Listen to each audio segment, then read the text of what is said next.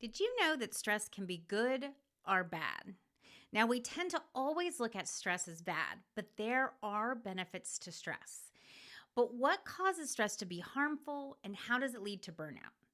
Now, we're going to dive into these answers to these questions in just a minute. But if you're just tuning into this 4-part series around how to effectively manage stress, be sure to check out the first video, which covers what stress is and how our biology responds to stressors. This is very foundational in kind of understanding how to effectively manage stress. So I'll make sure to include the link below. Now, in the last video, we talked about how stress is our body's natural and biological response to threat, pressure, or demand. We talked about how stress is a natural and healthy response. And in fact, stress can have benefits. It can strengthen our immune system. It creates alertness and focus. It helps us act, stay motivated, and honestly just get things done. So good stress or healthy stress is short-term acute stress. A stress response is triggered and then very quickly we're able to move back into rest and relaxation. Now, a lot of biohacking and some of the latest wellness techniques stimulate stress responses for health. So some good examples are ice baths or certain breathing techniques that you see will stimulate a stress response to improve our immune system, right? Or to improve our wellness. Now, in the last video, we talked about the nervous system, which is the primary biological system responsible for our stress response. There are really two primary parts to our nervous system that we're going to talk about today. You probably have heard of both of these parts, the sympathetic nervous system and the parasympathetic nervous system. Now, our sympathetic nervous system is like our gas pedal. It initiates action and it's responsible for our stress responses. While the parasympathetic system is like our brake pedal, and it's responsible for our body's ability to rest and relax. Now, some people call this the rest and digest function. So with short-term stress, it's like stepping on the gas pedal and then stepping on the brake pedal. We're able to cycle through a stress response and go back into rest and relaxation. Now, our body and brain are completely designed for acute stress. It is healthy and necessary. So when does good stress become bad? All right, well, I like to think of stress in 3 categories. There's short-term stress, there's medium stress, and there's long-term or chronic stress. Now, short-term stress I've already described. It's a stress response happens, but as soon as the immediate threat passes, you move back into rest and relaxation. Now, medium-term stress is sometimes necessary.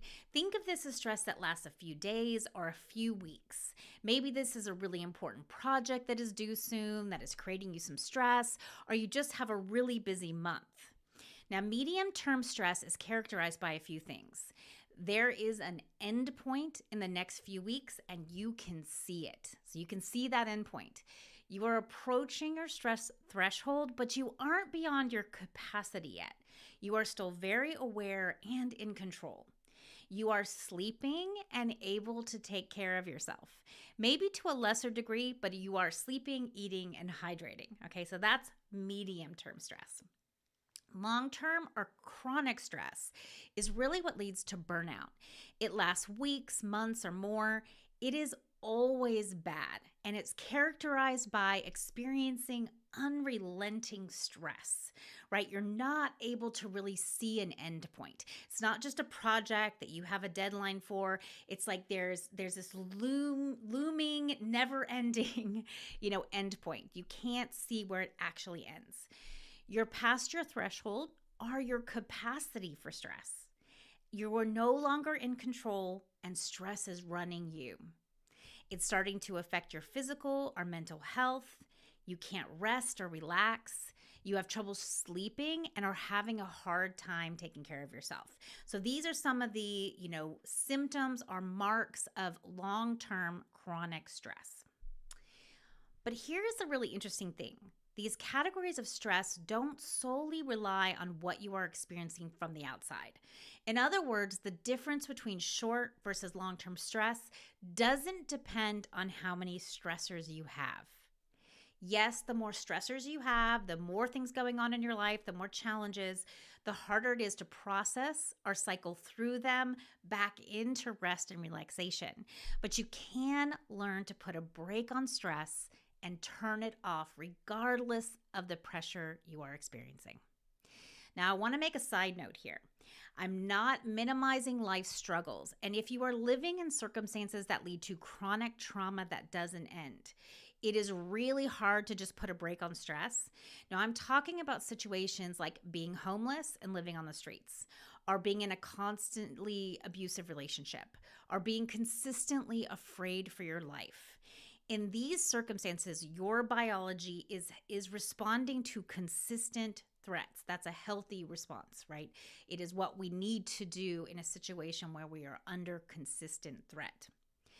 But if you are someone who is experiencing a lot of stress, pressure, and demand, but have a roof over your head, food on your table, and some space to escape your stress, pressure, and demand, you can learn to put a brake on stress regardless of what you are experiencing.